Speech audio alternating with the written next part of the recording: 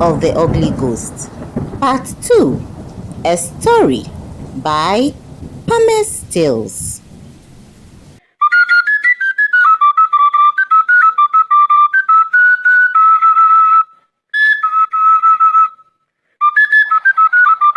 Nonso stared at Chinaya's spirit, his eyes burning with a mix of anger and sorrow. His voice trembled like the leaves of a baobab tree in a storm as he confronted the ethereal form of Chinaya's spirit. How do you mean I should love you? What do you actually mean? Love you? He said, almost choking on his words. Is this a joke to you, Chinaya? He continued. Then he took a step back while shaking his head. So, Chinaya, you now mock me because I told you about my vulnerability. You've come to play with my pain.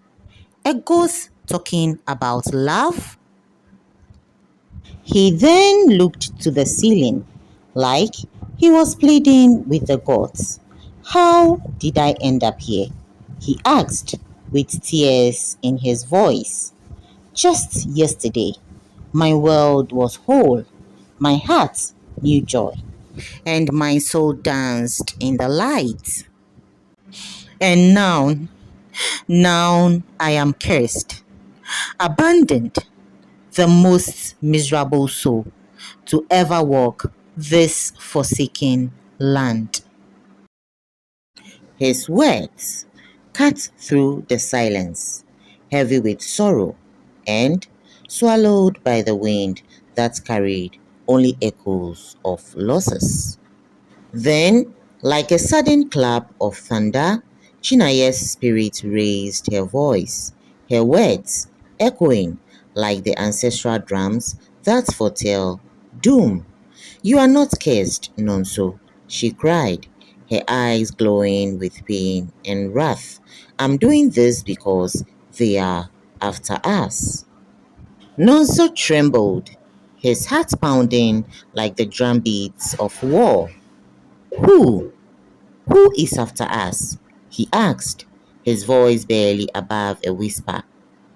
The betrayers, she hissed, the ones we call family, the ones we call lovers, the venomous snakes slithering through the grasses, the very people we trusted with our lives, the ones we gave everything to, including our hearts.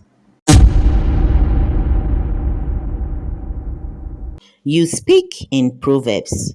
For crying out loud, be specific, Chinaya. Nonso cried out, and suddenly there was a knock on the door. Then Chinaya whispered, it's him. Be careful. Nonso said a silent prayer and headed for the door. Then, with a slow but steady voice, he asked the tall man before him how he can be of help. Unknown to him, the man was Chinaya's husband's special guard. The guard looked him up and down. His face hard as a carved stone. Then, in a deep voice as cold as midnight, he spoke. Are you Nonso, the driver, the one who claims to have seen Chinaya's spirit? The air around them grew tensed, as if the spirits were listening. Then, somewhere in the distance, a crow let out a mournful call. Suddenly, Nonso remembered Chinaya's warnings and replied, no, Nonso lied. I don't know what you are talking about. He continued, and I don't have time for lunatics like you either, the guard replied. But be warned, if you so dearly love your precious life, do not go anywhere close to Chinaya's body or her mother. He gave him a stern and wicked look, walked to his car, and drove off. Then it dawned on him that Chinaya's death was not ordinary. There's more to be discovered. After a moment of contemplation, he snapped back to reality and let out a piercing cry. Chinaya! Chinaya! His voice trembled with desperation, as though he was swaying on the edge of madness. But his desperate calls were met with an eerie silence. The ghost had vanished into thin air, leaving him with only unanswered questions. Meanwhile, in the lofty heights of Towerville restaurant, Temi, who was once a village girl, deeply loved by Nonso, sat face to face with her new billionaire boyfriend. The same Temi, who once wandered barefooted through the dusty parts of her village with eyes full of dreams of becoming a doctor, is no longer that girl of humble rags and silent prayers. At the Towerville restaurant, the rich aroma of delicacies filled the air. Temi's beauty, now ensconced in luxury, was radiant like the golden sun that dipped into the horizon. But her laughter was laced with betrayal, and her heart was as dark as the night that swallowed the stars.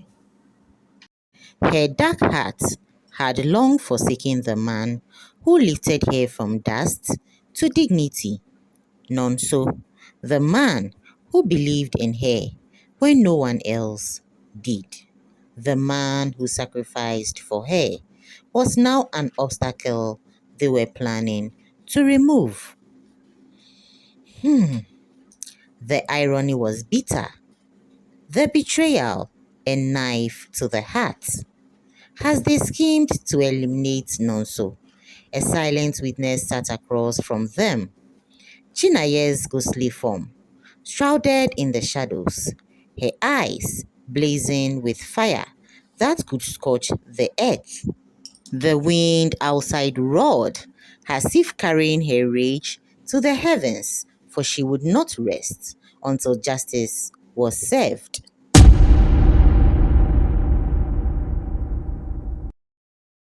Their betrayal, stung like 1,000 bee stings, made her reflect on her husband's deceit.